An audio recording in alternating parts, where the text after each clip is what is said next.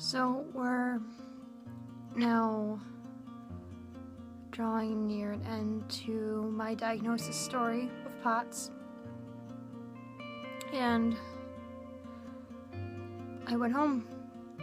I went to stay with my dad to recover instead of my mom. And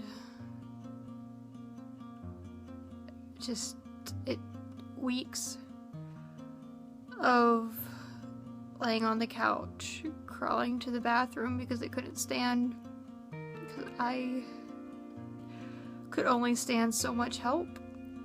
Just keep asking, even from my family,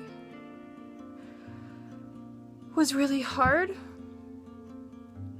I didn't want to be that burden because I was an energetic person, a video gamer, a good student. Like, I didn't want to be that person. I was like, okay, so now what? What about my dreams to go to college?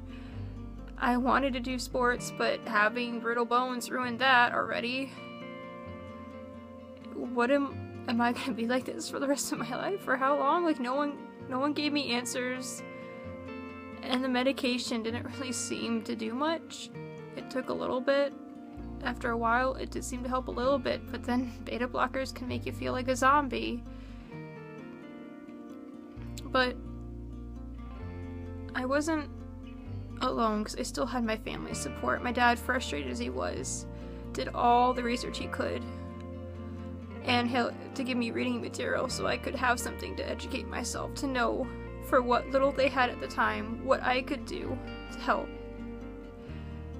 And I decided I can't live like this forever. I like what I was doing. I might have to make changes, but I'm not gonna live like this.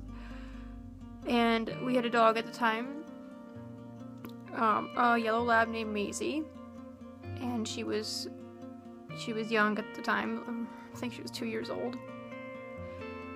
And I started using her because she was very easy to train dog, and it was called my shadow because she would follow me everywhere before this happened.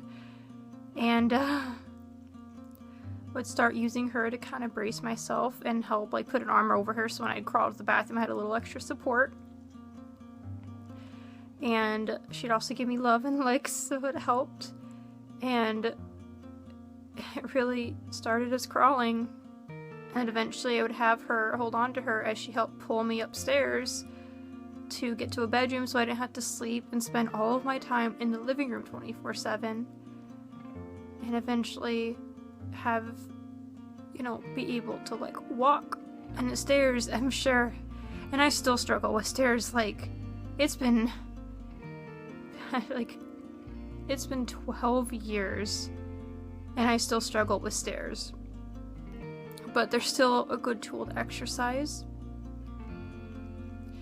And that's what I used to crawl up as well, until I could walk to more places, because I already had enough taken away from me at this point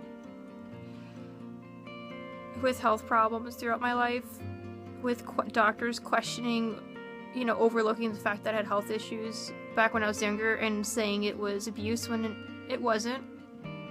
These health issues didn't derive from abuse. They derived because I had an illness that went on for so long that just up in one day, I guess, got super bad. And to the point they thought I had, they tested me for meningitis and, different cancers because they didn't know what was going on. And here I was at home and I was like, this isn't, of everything I know, this isn't something, they told me it's not something I'm gonna die from, so I'll accept some limitations, but I'm going back to Cedar Point this summer. That was my mindset at 16. I was gonna hit Cedar Point, even if it was just for one day, for a few hours. I was gonna go ride some roller coasters and some rides, because that's what I love doing. So it took several weeks. It took probably over a month after getting out of the hospital to really get back on my feet again. And it was hard. It took a lot of work to do this. I don't envy anyone, with flare-ups. I have those too.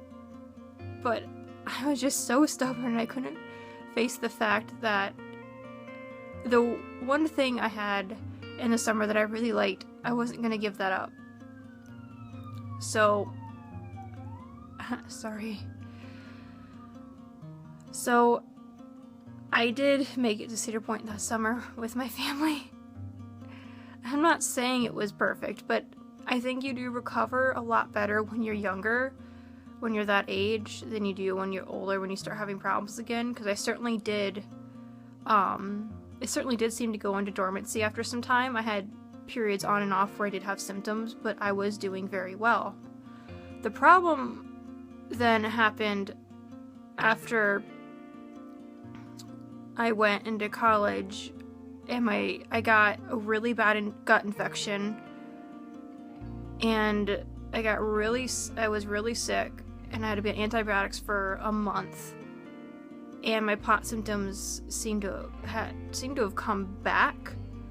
And since my diagnosis at 16, I've been hospitalized a couple different times for about a week at a time, because I'll go through these episodes where I get bad again, and it sucks that this happens. I mean, there's a lot more to the story, but it's going to take me a lot longer than a few episodes to explain. But I'm going to go ahead and wrap up this episode. It's kind of going on a little bit long, and I'll explain how I did maintain some of the self-maintenance stuff, which is still hard for me even to this day.